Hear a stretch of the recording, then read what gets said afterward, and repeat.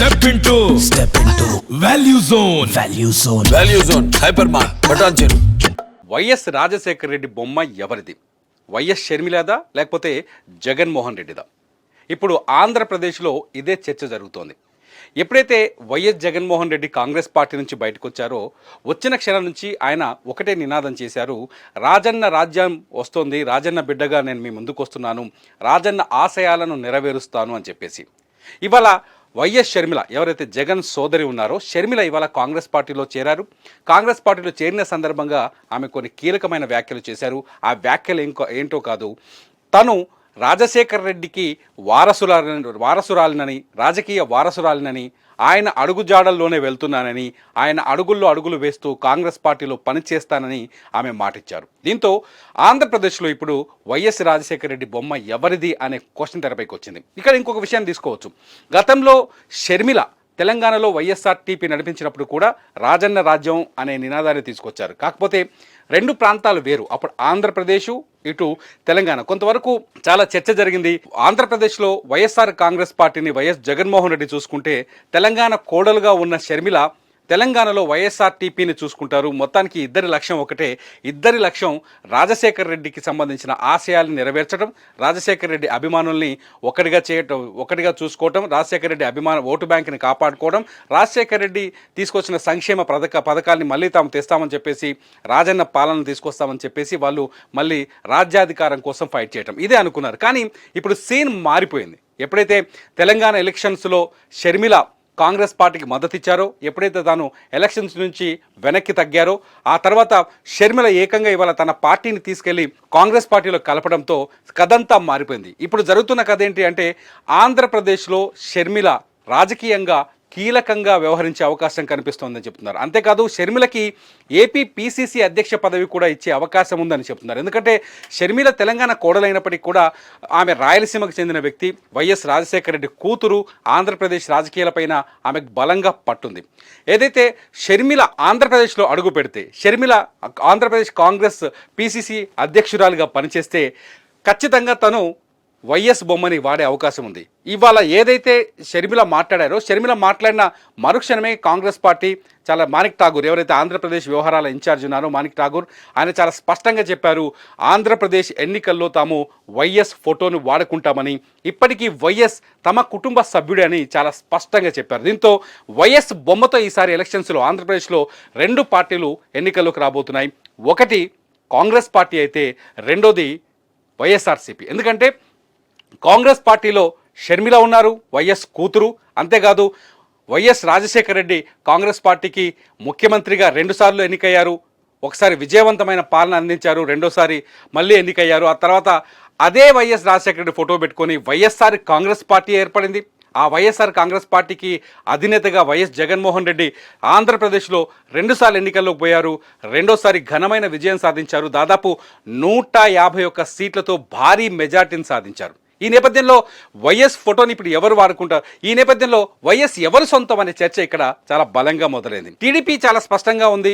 ఇవాళ విచిత్రం ఏంటంటే, ఇవాళ షర్మిల కాంగ్రెస్ పార్టీలో చేరిన తర్వాత తెలుగుదేశం పార్టీ చాలా సంతోషంగా ఉందని చెప్పాలి. ఎందుకంటే వైఎస్ ఫోటో ఎవరిది అనే క్వశ్చన్లో టీడీపీకి కూడా కొంత ఆసక్తికరమైన ఆలోచన ఉంది. ఎందుకంటే షర్మిల, వైఎస్ జగన్మోహన్ రెడ్డి ఇద్దరు వైఎస్ ఫోటోతో వచ్చే ఎన్నికల్లో ఆంధ్రప్రదేశ్ ఎన్నికల్లో పోటీ పడితే వైఎస్ కోసం ఉన్న ఓటు బ్యాంక్, ఎందుకంటే షర్మిల కావచ్చు, వైఎస్ జగన్మోహన్ రెడ్డి కావచ్చు, ఇద్దరు వైఎస్ఆర్ రాజకీయ వారసులు, వైఎస్ రాజశేఖర రెడ్డి రాజకీయ వారసులు. వైఎస్ రాజశేఖర రెడ్డి తను అధికారంలో ఉన్నప్పుడు తీసుకొచ్చిన సంక్షేమ పథకాల ఆధారంగా, వైఎస్ రాజశేఖర రెడ్డి తీసుకొచ్చిన సంస్కరణల వల్ల ఆంధ్రప్రదేశ్లో ఆయనకి అభిమానులు గుండెల్లో, ఆయన ఫోటోని గుండెల్లో పెట్టుకున్నారు. ఇప్పటికీ వైఎస్ రాజశేఖర రెడ్డిని తలుచుకుని కుమిలిపోయే అభిమానులు ఆంధ్రప్రదేశ్లో చాలామంది ఉన్నారు. వైఎస్ చనిపోయిన తర్వాత అనేక మంది గుండెపోటుతో చనిపోయారు.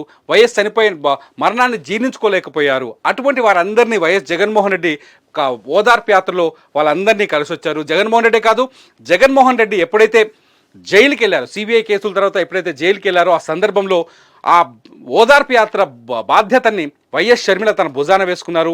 నేను జగనన్న వదిలిన బాణాన్ని అంటూ ఆమె ప్రజలకు వెళ్ళారు, పాదయాత్ర చేశారు, ఓదార్పు యాత్ర నిర్వహించారు, జగన్ కోసం చాలా శ్రమించారు. ఇవన్నీ జరిగిన తర్వాత ఇద్దరు వైఎస్ వారసులుగా ఇద్దరు సమాంతరంగా పనిచేశారు.